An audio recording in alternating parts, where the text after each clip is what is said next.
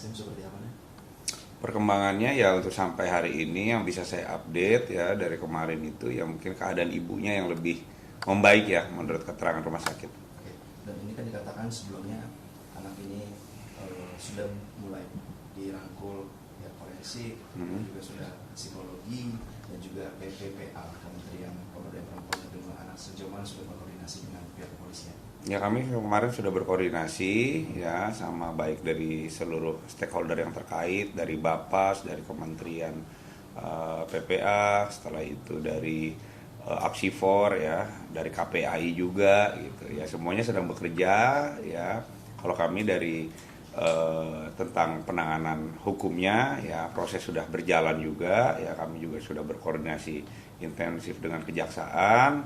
Tapi kalau dari forensik masih mendalami ya, karena kan mereka butuh tahapan-tahapan ya, yang metode-metode yang memang mereka harus lakukan. Ya, kemudian ini kan ibunya kan sebenarnya kritis tapi masih ada begitu. Iya. Apakah ibunya ini juga sebenarnya dipertimbangkan begitu untuk menjadi profil saksi selanjutnya untuk diminta keterangan? Ya, kalau untuk ibunya nanti kita ambil keterangan, cuman kan tidak mungkin gitu loh dengan kondisi yang sekarang. Tapi tanpa keterangan ibunya pun ya kita sudah bisa sampai detik ini menentukan posisi anak ini sebagai apa.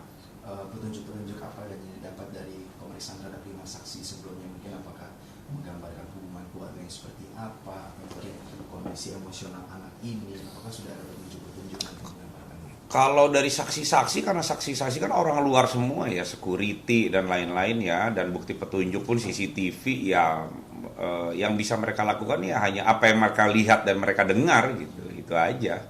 Tapi nggak bisa memberikan hubungan keluarga. Kalau hubungan keluarga tidak bisa ya, karena kan sampai detik ini keluarga pun dari keluarga langsung dari ayah neneknya juga sudah tidak ada, ibunya pun sedang sakit gitu, dan keterangan dari anak pun masih masih dalam kondisi trauma ya dia ya gitu. Yang hanya bisa menggali keterangan anak ini ya dibantu oleh psikologi forensik seperti itu. Dan tanpa mendahului apa yang menjadi kesimpulan dari psikologi forensik, dan melihat bahwa beliau bilang ada mendengar bisikan-bisikan seperti itu, apakah dari pola-pola penanganan kasus serupa menunjukkan memang ini masih emosional anak di bawah umur berkaitan dengan tindakan apa yang dilakukan?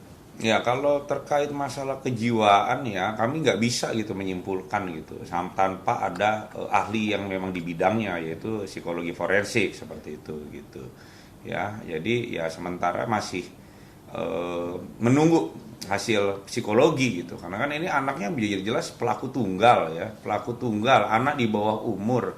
Untuk mengetahui motif itu memang harus didalami dari segi kejiwaan ya, dari psikologi forensik.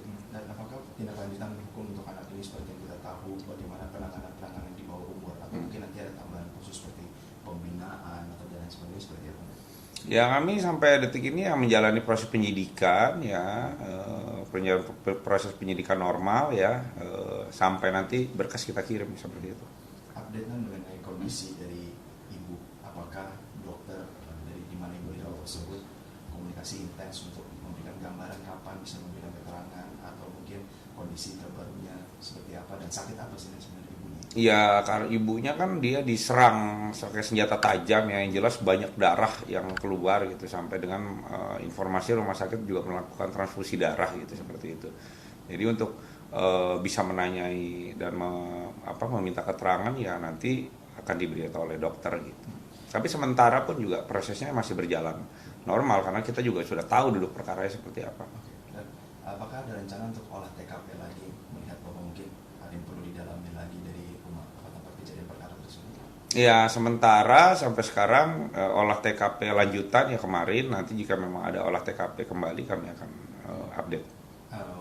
Boleh dipertegas lagi mungkin dari olah TKP kemarin, apakah ada bukti-bukti baru yang diperoleh, atau mungkin hanya mengolah atau mendalami hal-hal yang sudah laporan-laporan sebelumnya seperti apa? Ya kalau olah TKP lanjutan kemarin kita ingin memastikan gitu dari keterangannya korban sampai dengan olah TKP yang dilakukan ident, kita menentukan sama nggak seperti itu gitu. Ya cenderung sama. Berarti sebenarnya upaya untuk pengungkapan kasus sampai kesimpulan ini sebenarnya sudah tidak begitu lama lagi tujuannya. Ya kalau untuk pengungkapan kasus ya kami penyidik meyakini ya sampai sekarang ya perkaranya sudah duduk gitu, sudah duduk. Tinggal kita ingin mencari motifnya apa gitu. Motif dari anak ini apa? Anak umur 14 tahun, anak tunggal bisa melakukan hal ini gitu, bisa menghabisi ayah, nenek sampai ingin membuat ibunya cedera serius gitu. Ini apa ya? Ini hanya bisa dilakukan oleh psikolog.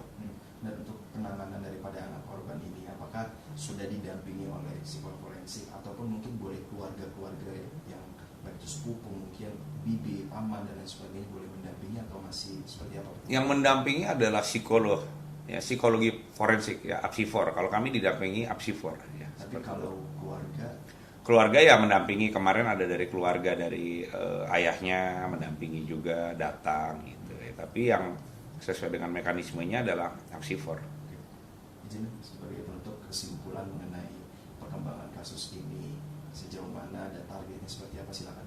Sama tambahan saksi mungkin apakah nantinya akan ada? Ya kalau dari kami perkara ini pastinya karena ini memang statusnya anak ya tersangka, kami harus secepat mungkin ya mengirimkan berkas ini dan berkoordinasi dengan JPU ya agar berkas bisa segera kita kirim ya dan mengejar kepastian hukumnya. Itu aja. Penambahan saksi masih bersifat dinamis dan disesuaikan kasus. Ya kalau untuk saksi ya kita masih dinamis ya. Nanti kalau memang ada perkembangan terbaru kami akan update.